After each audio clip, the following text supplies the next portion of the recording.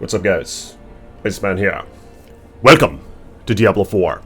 So there has been a new patch, one that I've been anticipating, and the notes just came out just a few minutes ago, so let's go over this. I haven't looked over it yet. I glanced over something and I thought it was awesome. So, nonetheless, balance updates, and these all take place, I believe, right now. It's for this season, so, they take place next week, but yeah, here are the changes. Healing potions, minor healing potion. Initial healing increased by 50%. Okay, more health. Light and moderate healing potions, initial healing increased by 100%. Holy cow. I guess I actually did notice that when you heal, it doesn't do that much. Like, if you play Diablo 2, for example, it fills up your whole damn pot just for one single potion. So maybe that's not necessarily a bad thing, but yeah, they're making it easier apparently. Strong, greater, major, and superior healing potions. Initial healing increased by 200%. Oh my god. So they're really going all out with this, making it just a little easier thing. Let me know what you guys think about that in the comments. Legendary aspects. Aspect of the Protector. Barrier cooldown reduced from 30 to 20 seconds. And I actually used this aspect before, so that's kind of nice. Mythic unique items. Yeah, here's a big one, because the Mythic uniques, they're just so bad. I really don't have an incentive to chase after them, and I'm sure a lot of you guys are in the same boat. Of course, we all kind of want to find them, but the problem is they just suck big you-know-what, and I thought they should definitely be worth the while, and hopefully they're decent, so, because I want to be able to chase one. I want to have a reason to chase one, because I just don't have a reason to chase one. None of my builds could really utilize them. In Dariel's Visage, Poison Nova now spawns on the enemy instead of the player, and that's quite nice because it's going to be in favor of casters as well now, where you don't got to be up on the grill for it to take effect.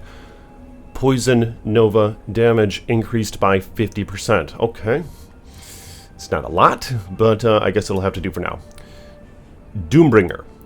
Shadow explosion damage increased by 100%. And Doombringer is an item that a lot of barbarians use right now. It's endgame for some builds, so at least there's that. And now with an increased explosion damage, all the more reason to use it. Okay, Ring of Starless Skies. This is one that my sorcerer could actually use, because it really helps with mana regen, and mine is a Blizzard sorcerer who tend to have problems with mana regen, because Blizzard is very, very mana consumptious.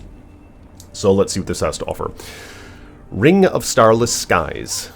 Maximum stacks of resource cost reduction and bonus damage increased from 4 to 5. Okay. This increases the maximum amount of resource cost reduction and bonus damage from 40% to 50%. Alright. Let me know what you guys think about this so far in the comments below. It seems like they're kind of making small incremental changes to these Uber Uniques, which I guess isn't necessarily a bad thing. Nothing too OP, but yeah, I suppose for now, it's a bit more reason to find them. Tyrael's Might. Divine barrage damage increased by 100%. I just don't know if that's enough, but this is an armor that my Necromancer could actually use, so maybe that's something to consider. I don't know how well that works with the Sorcerer. But the Sorcerer, I use the one where you teleport onto enemies and it sucks them all in, so I really like that aspect, but nonetheless, let's keep going here. Paragon, stat requirements for non-main stats reduced from 90 to 60 per Paragon board. Okay. Ooh, and here we have some class changes. So, sheesh. Look at all this. If you guys will, well, I'll post this in the description of this video. Ooh, Necromancer Book of the Dead. Hell, oh my god. Look at all this.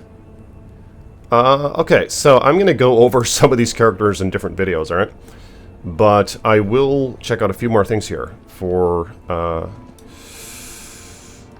other things. There's the Rogue, Paragon, Legendary Aspects. Okay, so here now are unique items. Oh, and those are all character related. Jeez. Endgame, here we go. Health and damage levels have been reduced in the pit. The adjustment is most significant as players approach tier 60, so more players can fully participate in masterworking. Damage levels have been reduced. Are you kidding me? Okay. So they're making Pit a bit more accessible. which I guess I don't really have a problem with. My concern was they were going to make Pit more difficult, and it was going to make everyone be forced to make the same damn build in order to collect the materials like what we have in Diablo 3, but fortunately that's not the case here. So that's not bad. I wouldn't say that's bad. Fixed some bugs.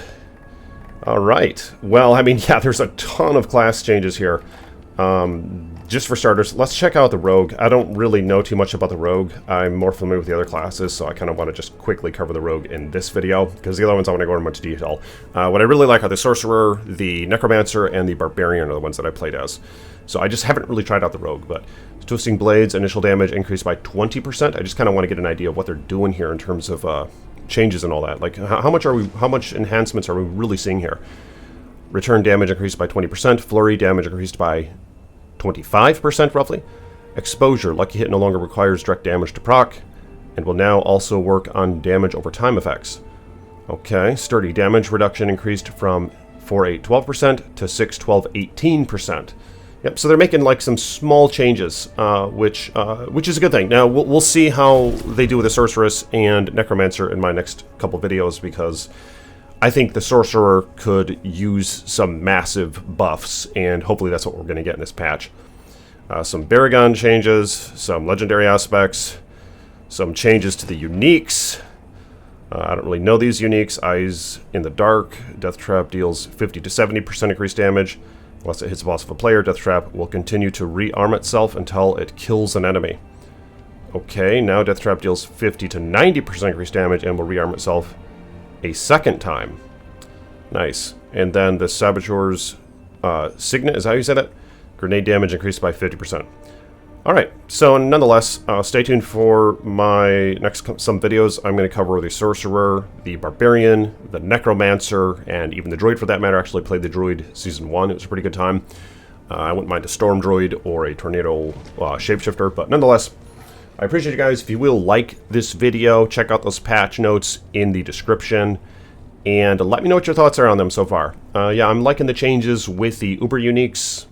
Bit more of a reason to find them. I don't know if it's enough of a buff of what we were looking for, but nonetheless, it's a buff nonetheless. And so, stay tuned to my next videos. We're going to check out the Sorcerer, and Barbarian, Necromancer, Druid. Seems like a good time. Peace be with you.